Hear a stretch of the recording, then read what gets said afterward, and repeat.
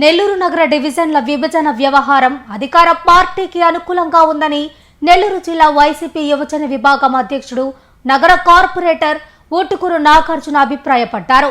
నగర కార్పొరేషన్లో ఇవాళ కమిషనర్ వైభవ్ నందన్ను కలిసి అభ్యంతరాలు తెలియజేశారు. టీడీపీ కార్పొరేట్లో ఉన్న డివిజన్లో జనాభా పెరుగుదల తగ్గుదల లేదని, వైసీపీకి అనుకూలంగా ఉన్న డివిజన్లు ఇష్టానుసారంగా మార్చి గందరగోళానికి గురి చేశారని ఆయన ఆరోపించారు.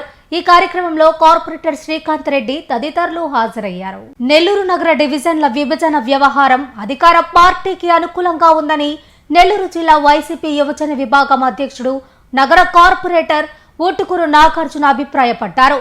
నగర కార్పొరేషన్లో ఇవాళ కమిషనర్ వైభవ్ నందన్ను కలిసి అభ్యంతరాలు తెలియజేశారు.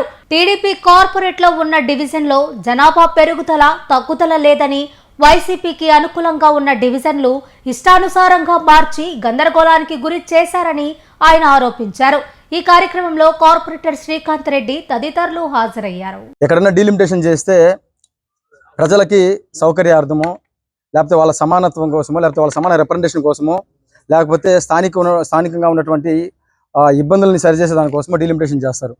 కానీ ఈరోజు నెల్లూరు నగరంలో జరిగినటువంటి డీలిమిటేషన్ ప్రక్రియను చూస్తే మాత్రం కేవలం కొంతమంది స్వార్థ రాజకీయ నాయకుల స్వలాభం కోసం మాత్రమే దీన్ని చేశారని చెప్పి స్పష్టంగా కూడా ఆ యొక్క డీలిమిటేషన్ యొక్క ఇచ్చిన గజెట్ చూస్తే అర్థమవుతా ఉంది.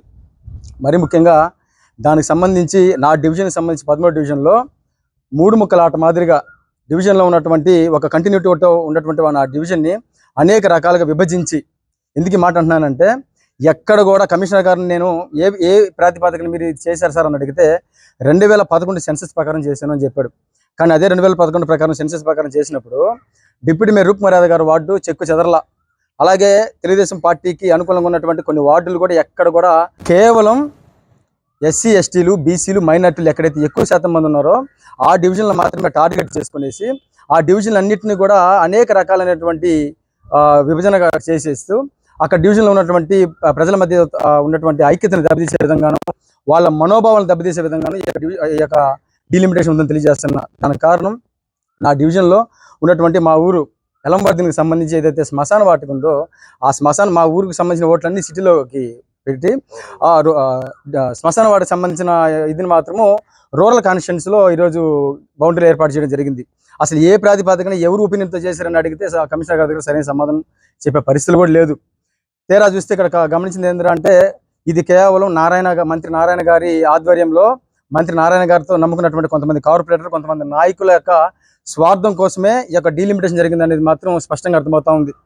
ఎందుకంటే దాదాపు 2 సంవత్సరాలుగా నారాయణ గారు నేను నెల్లూరు నగరాన్ని సస్యశ్యామలంగా చేస్తూ స్మార్ట్ సిటీగా చేస్తానని చెప్పుకుంటూ ఆయన డబ్బాలు కొట్టుకుంటూ ఆయన జబ్బాలు ఆయనే జరుచుకుంటూ ఈరోజు 2 సంవత్సరాల కాలం గడిపేశాడు.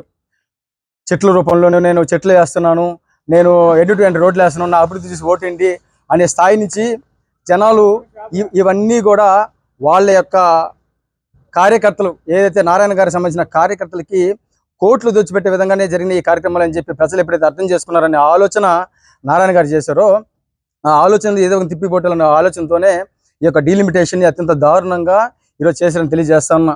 Pernati naturals, central avenue, first cross road, Magunta layout, Nellore.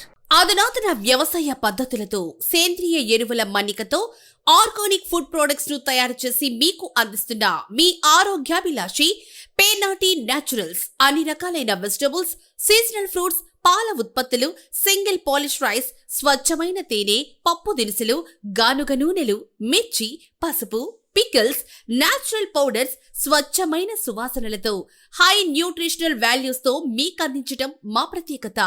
Pernati naturals కు విచ్చేయండి. ఆనందోత్సాహాలతో మీ ఆరోగ్యాన్ని పదిలపరచుకోండి.